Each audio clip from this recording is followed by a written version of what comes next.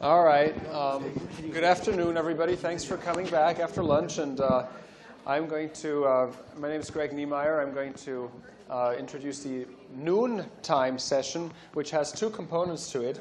One component is the presentation of the CITRIS Distinguished Award Ceremony for Roy S. Clay Sr. And the other is a code workshop, which will teach you how to make an app in 30 minutes. And, or something like that, right? And I'd like to follow up on Warren Sack's comments, which were to the effect that the code is indeed where a lot of authenticity lies, because authenticity for me always is in between one thing and another. It's never on one side or another. It's granted in the intermediate space between several parties of people. So the codes are crucial. And of course, if we change our identity on Facebook, it may all be fake, but somebody is certainly recording whether we're changing our identity or not. And that is real, right? So the time we spend and the work we do, that is all recorded and real and makes part of the digital unconscious that indeed says something about us, even though we may not be aware of what it is exactly. We all wouldn't be here if it were not for the help of two wonderful participants in our project. One of them is Courtney Chan, and one of them is Ariana Schindler. They both helped promote this project from beginning to end, and I wanted to just give them a moment of applause. So right back there. I also wanted to acknowledge Kostrov Taran and Laurie Mariano, who are working on the CITRIS end.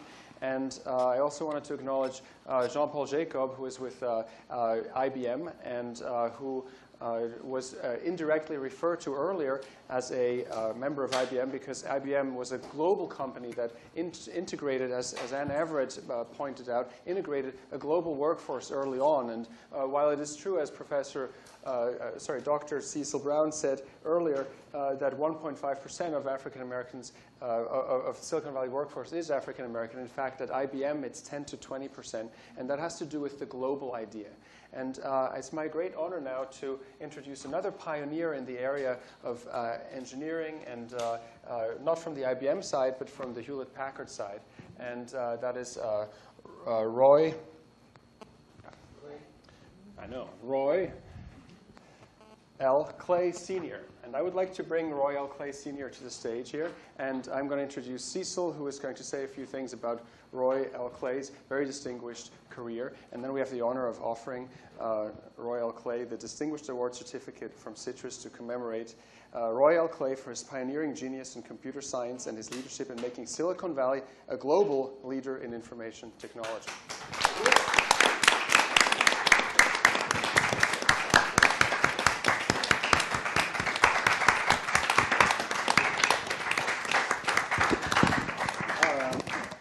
So Roy exemplifies everything we've been talking about. Can you hear me? Yeah. His career is very impressive. He grew up in a time when, as indicated by one of his biographers, that as a young black boy, if he walked too far away from home, he was arrested by or accosted by a white man who would tell him that he's wandering too off the plantation, so to speak.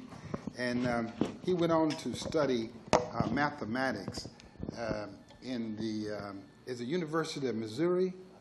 St. Louis University. And in I'm just going to give you this. In 1950s, he was writing the software program for the Lawrence Livermore Laboratory. He was writing the program to track the particles as they exploded from the atomic energy. So this is in the 50s. He's writing program. When Hewlett-Packard wanted to create the first computer, they asked him. And Packard didn't know much about software, so he wrote the software too. Now, can you imagine that back in the 60s and 70s, the genius that's involved in that? And then in addition to that, he became, in the 70s, the early 70s, a member of the Council of Silicon Valley, and one of the people is a pioneer in making sure that Silicon Valley became one of the leading tech companies in the world. And it's based on this man's work even coming from the South, nothing can hold him back. And so he's had many accomplishments. We are happy to have him here. So thank you, Roy, for being here. Thank you.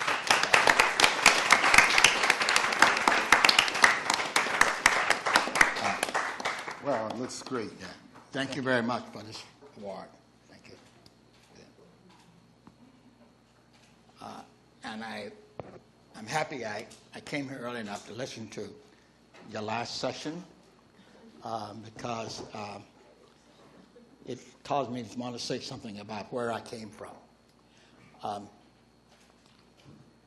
How many are from St. Louis? Anybody here from St. Louis, Missouri? No. Well, I say I'm from St. Louis because anybody who was from St. Louis would know really where I came from, a town called Kinloch, Missouri.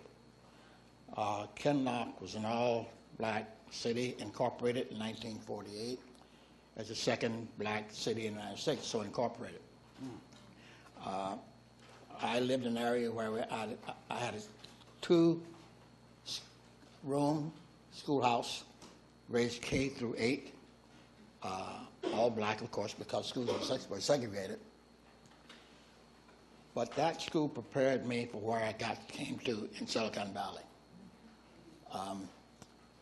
When I left that two-room schoolhouse, I thought I could learn to do anything. And that helped me so much when I entered St. Louis University in 1947, rather, where I thought I could do what anybody could do. On the other hand, they wondered why I was able to get there. Black folks were looked at as being ineducable. But I had enough confidence to go through to get a degree in 1951. Fortunately, my mother really made me who I am. When I was like 12 years old, I think, I was stopped by a policeman because I was outside of my area. He asked me what I was doing there, and I told him I was just there because I had work to do. He asked me to get in the back of a police car, and he took me to the border and said, "Don't ever let me catch you here again." And I was so angry that I wasn't sure what I should do. I talked to my mother. I told her what happened. She said, "Well, remember this. You're going to meet racism for the rest of your life, but don't ever let that be a reason why you don't succeed." Okay. Wow. So when I left St. Louis University, I applied for a job at McDonnell Aircraft in St. Louis because I wanted to work in the private sector. I showed up. They had seen my resume, and they, as being from St. Louis University, and blacks did not go to St. Louis University before then. So when I arrived in the reception office at McDonnell Douglas in 1951, the lady came out and very politely said, "Mr. Clary, we're very sorry. We have no jobs for professional Negroes." So I left, taught school. In 1956, a member of the Harlem Globetrotters asked me if I knew about McDonald's getting into the computer business. I said no. So I applied, and they hired me in January 1956. Now, so I was writing code in beginning of 1956. Now remember that Bill Gates was born in October 1955. So he was 2 months old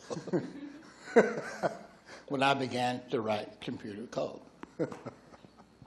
And in 1965 is when I started the Hewlett-Packard computer activity. Again, David Packard wanted to get into the computer business. And he learned about something that I'd done at Lawrence Radius Laboratory to a friend who had developed the hydrogen bomb. And I had done some program for that. he talked to me and encouraged me to come to work for Hewlett Packard because it was a new part of the industry. They were just getting into the computer activity, not just for computers, but to connect to their instrumentation. And he knew nothing about software. I started the software program. I set up the Hewlett Packard software facility. I hired the first graduates of Stanford computer science department, and went on to develop operating systems like Microsoft does. I developed computer languages like other people do, because that is what I knew we needed to do. And at that time, we gave software away. Software was not patentable. We gave it away to make the computer user-friendly.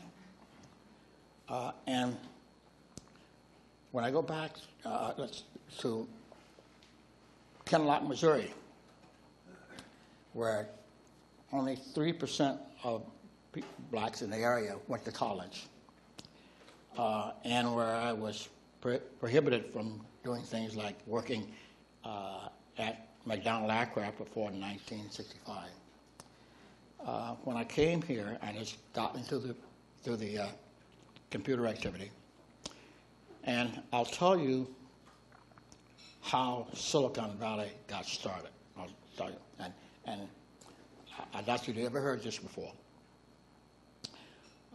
I had been asked by Holiday Inn to develop what was called a point-of-sales computer system. That is, they wanted their customers to be able to make a cash purchase anywhere in the hotel, like the restaurant. But when it got to the cashier, it would be there.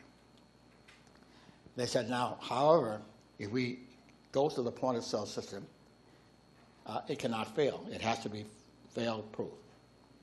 So I had led a group of people at Hewlett Packard Company. We put together 2 computers operating in parallel and sent them to Holiday Inn. They liked it. They bought it for $40,000, which was a lot of money at that time. Bill Hewlett called me one morning, like 10 o'clock, and said, I understand you sold something to Holiday Inn. I said, yes, I did. He said, well, I want you to retreat, to not ship that. We're not going to permit you to ship that product. I'm not going to be in that business. So I called Holiday Inn. We decided not to ship the computer system. And in Silicon Valley, if you follow it at all, everybody knows Kleiner, Perkins, Caulfield, and Byers. They're the biggest, they're the superstars of venture capital in this area.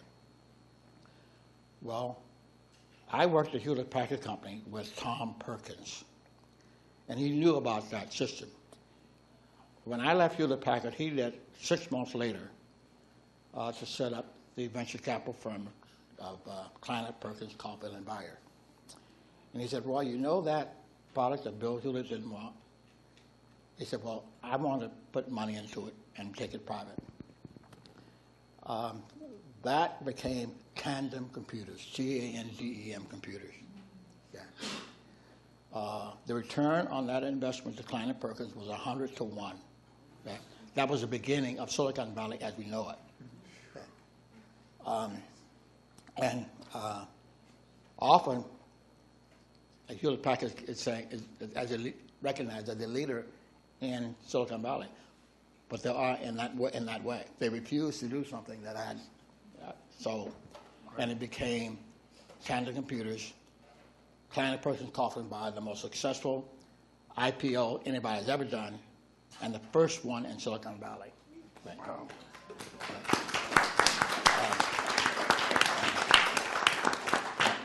Yes. Do you think they didn't want it because you were black, or was it because the idea was so fresh? I don't know. Could have been a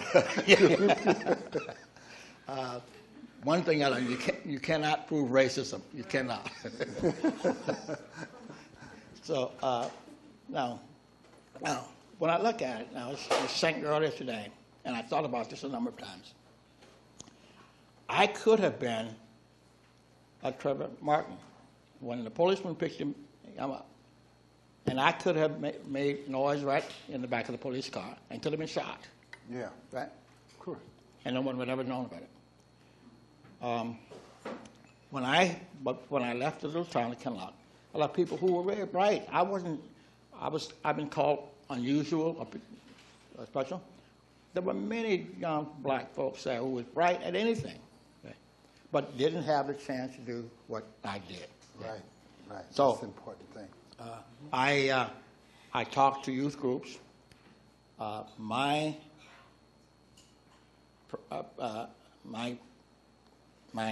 plan from here on is to do what I can to help people.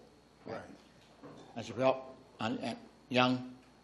anybody, but certainly young African Americans. The most important thing they can do is to learn. Learn about anything. Learn. Education, not for money, but for the sake of education. Right? Because everything is related to everything. Thank you kindly. Thank you so much. I just want to ask one question. You were reputed to have said, and I read this somewhere, that you wanted to bring in Afro-Americans into the business so that these people could bring more African-Americans. Yes. Have you seen that happen much in the industry? Has that been happening? Not nearly as much as I like. I did recruit some blacks who came into Silicon Valley and did quite well. You imagine, I heard one name, Ken Coleman, is the man I brought here.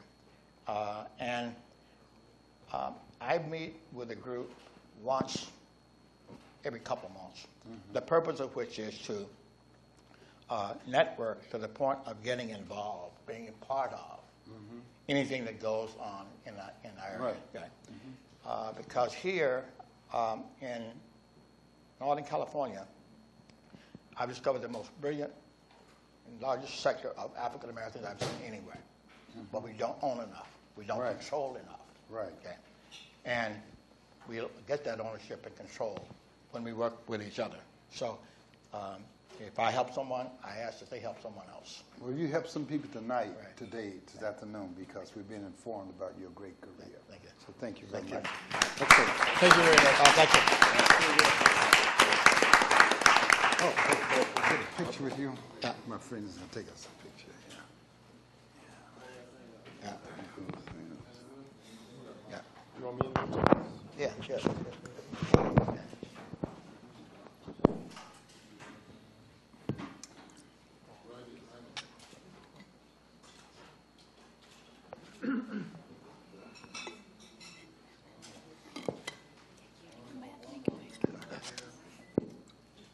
Got it. Wow. Right. All right. Thanks so much. Thank you kindly. Great, All great, right. great. So thank you so much. That was a brilliant inspiration, Dr. Brown, to bring Roy Clay here. And I want to thank Kelvin Epps for that suggestion. He was the person that my contact, so to speak. But Okay, okay. he was So right. I did have the idea. acknowledge Kevin Epps as well.